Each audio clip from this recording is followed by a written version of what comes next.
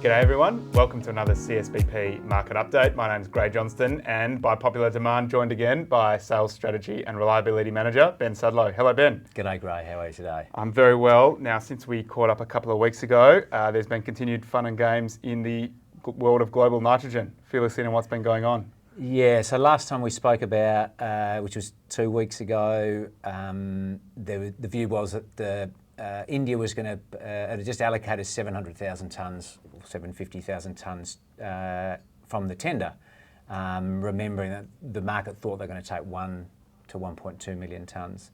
What happened the week after that is, to the market's in great surprise, they, whilst allocating 700 tonnes, did a reallocation to about half that volume. In fact, took 350 or thereabout thousand tonnes, not only just half what they first allocated, but probably a quarter or a third of what the market anticipated only a couple of weeks prior. The impact of that was prices immediately started to correct downwards as the market broadly had excess volume, which was seemingly allocated one day and reallocated and available to the rest of the world the day after. Mm-hmm.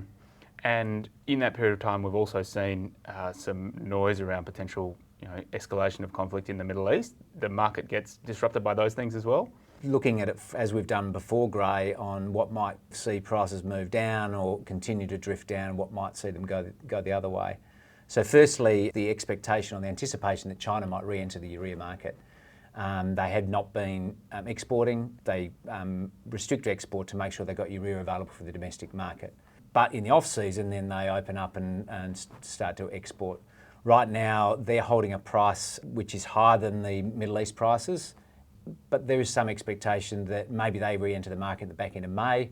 And should that happen, excess supply to the market, as the great economist Grey, what is that likely to mean? Some softening in pricing. Yeah, on the downside, there seems to be adequate urea in the market now. Urea re-enters as more, prices may trend down further. What happened on Saturday, which was the Iran's response to Israel bombing of their embassy in Syria, the 100+ missiles that headed from Iran across to Israel, increased the nervousness of the market considerably, because the consequence of that is between the Middle East, Southeast Asia, they contribute about 45+% of the global urea trade. Should there be any disruption to that, there's a high likelihood that should that occur in terms of further escalation, prices are more likely to head up and probably head up quite quickly. In that, it's not just the FOB, the loaded price, but when there's conflict in a territory, you start to see, and we're already starting to see, changes to freight rates going into the Middle East now, expecting risk associated with conflict, war risk insurance and those sort of things that come into bear when these sort of tensions escalate and potentially get worse. So you say we're starting to see increases in the freight rates. I guess in terms of what that means for the WA markets, that means CSBP's making procurement decisions at the moment? We have been, so you're starting to see some of the decline in the offshore markets in our pricing now. So they have trended down to reflect some of the offshore markets. To some extent, yes, that's true.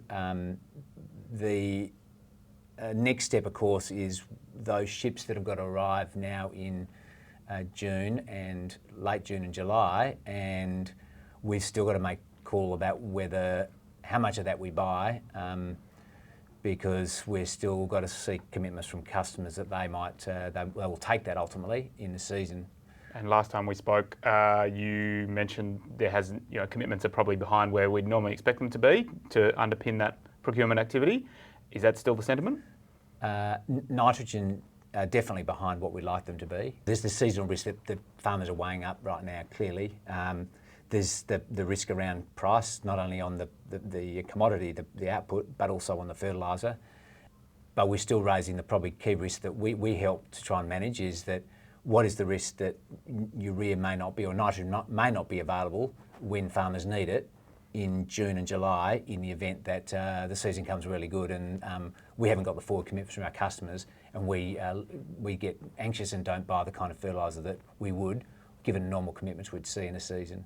And we talked last week with Manraj about another risk in the market this year, particularly around shipping congestion and just getting product off ships. Any sign of that improving?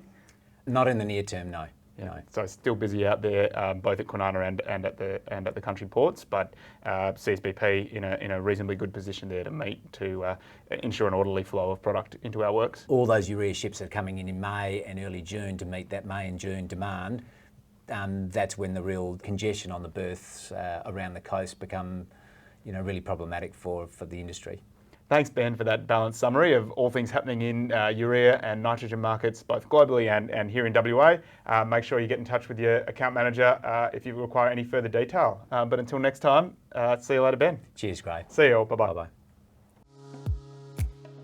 This podcast is provided as general information only. The content of this podcast is not a recommendation and has been prepared without taking your objectives or circumstances into account. Before acting on the content of this, you should consider its appropriateness to your circumstances and seek independent advice.